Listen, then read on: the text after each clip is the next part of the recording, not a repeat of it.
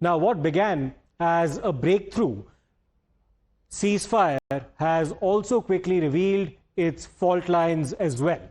A 2-week truce between the United States and Iran had promised, temporarily at least, some semblance of stability. But from the Straits of Hormuz to Lebanon, the ground reality appears to be far different and far more volatile as well.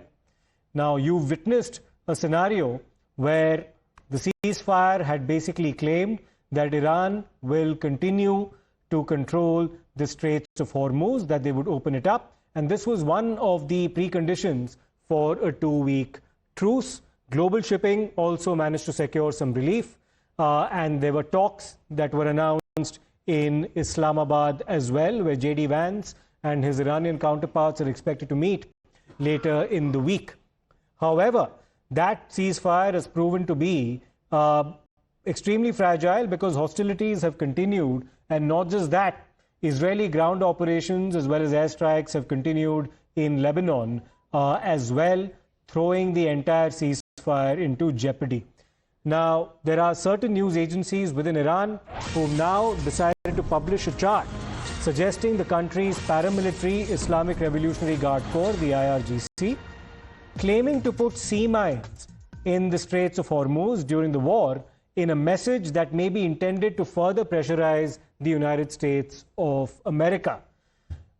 This is, of course, over and above the narrative already being floated that there could possibly be a levy of $2 million that could be imposed on tankers and ships passing through the Straits of Hormuz. Let me go across to my colleague Mayank for more on this. Mayank, what is this entire narrative now being floated about the possibility of installing sea mines in the Straits of Hormuz? Is this yet another pressure tactic on the part of the IRGC? Because one of the other pressure tactics also includes this entire claim that every single vessel passing through the Straits of Hormuz will indeed be taxed somewhere to the tune of almost $2 million.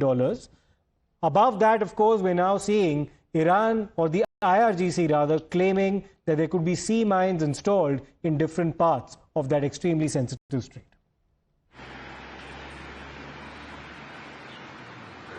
And this is for the second time that such kind of information has been floated. To understand the gravity of this information, one has to understand, and time again, it has been clarified that this is a narrow passage. And at a point, it is almost 21 kilometers. What it means is that there are different kinds of mines, and which are deadly, and more deadly in the cases of vessels. And in here, the high-value vessels are involved, which could be civil, which could be commercial. And commercial, not just like that. These commercial vessels, they supply and they run the countries, the world.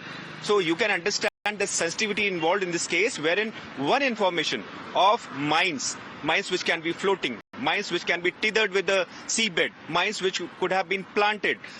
Imagine the gravity of the information which is coming out, and it is good enough to put the people away or to make the people secure themselves out of this danger.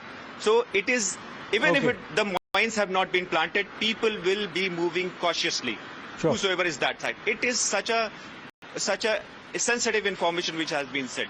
And mines are difficult to even detect also. Of course, Mayank, this only escalates matters as far as the ceasefire is concerned. Stay with us, because even as Washington has promised security, Tehran appears to be rewriting the rules of passage in the world's most critical oil corridor. That's, of course, the Straits of Hormuz that we are currently talking about. So let's tell you about what the stakes are, because apart from this entire claim that mines could be installed in different parts of the Straits of Hormuz, there are other claims as well about how more pressure can in fact be imposed on the part of Iran to, if not slow down traffic, at least extract a price for the vessels passing through the Straits of Hormuz. One, of course, is the fact that Iran's parliamentary panel has cleared the toll plan for imposition of some kind of a toll on vessels passing through the Straits of Hormuz. It could be a rial-based toll system in Hormuz, so that's the currency that could possibly be used in terms of levying that particular toll. And the toll on ships crossing the strategic waterway will, of course, be imposed. We're waiting for some clarity on what that eventual toll will be. Will it be the equivalent of $2 million US, as is being said? American and Israeli vessels will not be allowed. So that's the other claim coming through. So therefore, this violates every possible claim that's been made that there will be safe passage, that the straits will indeed be opened up. Ships from sanction-supporting countries will also not be allowed. So this includes those nations who've been supportive of sanctions being imposed on Iran. A new toll system in cooperation with Oman might indeed be initiated. Now, Oman's, of course, also expressed its own reservations vis-a-vis being party to any kind of a toll arrangement, because Oman too is a signatory to several international maritime agreements. And it's not just a toll. It's a system that's been designed to bypass global scrutiny that's also now grabbing headlines. Will there be crypto payments that will be used in order to compensate Iran for the damage that's been inflicted on its territory during the last 40-odd days? This is something that's also being speculated in the Iranian media. Tankers must email cargo details to Iran. That's one, of course, a check and balance that's being introduced by the Iranian authorities, as claimed in the Iranian media, that Iran will be conducting individual ship inspections so that it exercises greater leverage on ships passing through the Straits of Hormuz.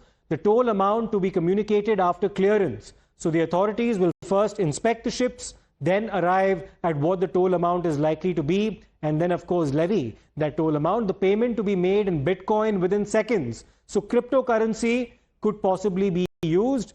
Perhaps one of the reasons why this is being done is to avoid sanctions and insulate Iran further from any kind of sanctions or the freezing of its assets.